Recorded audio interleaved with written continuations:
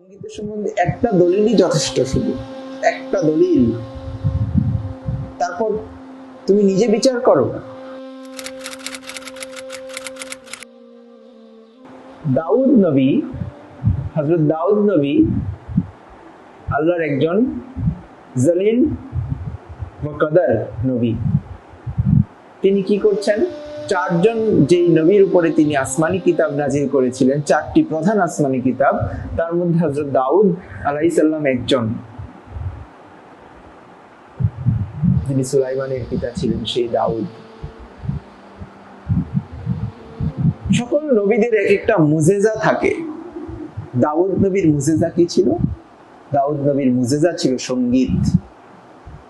তাকে যে কিতাব দেওয়া হয়েছিল জবুর, সেই জবুর কিতাব তিনি গাইতেন, এবং তার কণ্ঠ, তার স্বর, তার সুর এতই মিষ্ট ছিল, সেই সঙ্গীত শোনার জন্য বনের পাখিরা চলে আসতো, সমুদ্রের মাছেরা চলে আসতো তার সঙ্গীত শোনার জন্য, যখন তিনি সমুদ্রের কিনারায় বসে জবুর গাইতেন।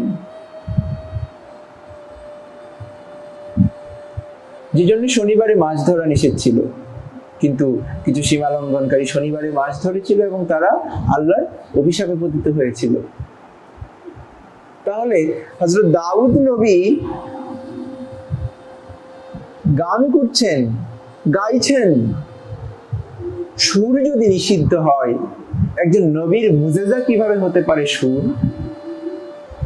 এই দাউদ নবীর এই সুরকে বলা হয় লেহনে দাউদ।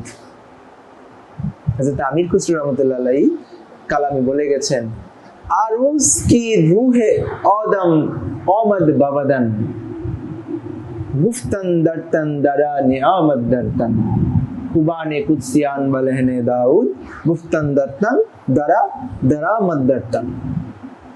স্মরণ করো, যেদিন আদমকে সৃষ্টি করা হয়েছিল, আদমের জিসম এবং রূহ তখনও একত্র হয়নি। আদমের রূহকে নির্দেশ দেওয়া হলো যে যাও এই দেহে প্রবেশ করো, গুফতান দারতান দারা নিয়ামত দারতান, এই তনে প্রবেশ করো। কিন্তু সে রূহ বলল, না, আমি যাব না, আমি এই দেহে প্রবিষ্ট হব না।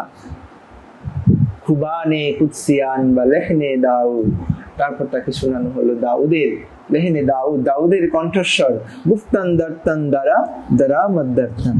তারপর তাকে বললেন, যাও প্রবেশ করো এই দেহে। তখন সেই আদমের রূহ দাউদের সেই লেহনে দাউদ শুনে, দাউদের কণ্ঠস্বর শুনে সঙ্গীতে তিনি বিভোর হয়ে সেই রূহ আদমের দেহে প্রবেশ করে গেল। মানব সৃষ্টির ইতিহাসের সঙ্গে সঙ্গীত জড়িত আছে।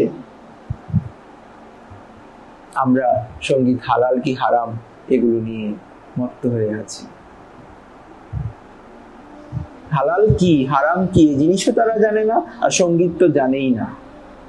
এখন আমি বলছি না আমি সমস্ত কিছু জেনে বসে আছি, কিন্তু জানার অনেক জায়গা আছে, যে জায়গাগুলো আমরা চাইলেই জানতে পারি গভীরভাবে।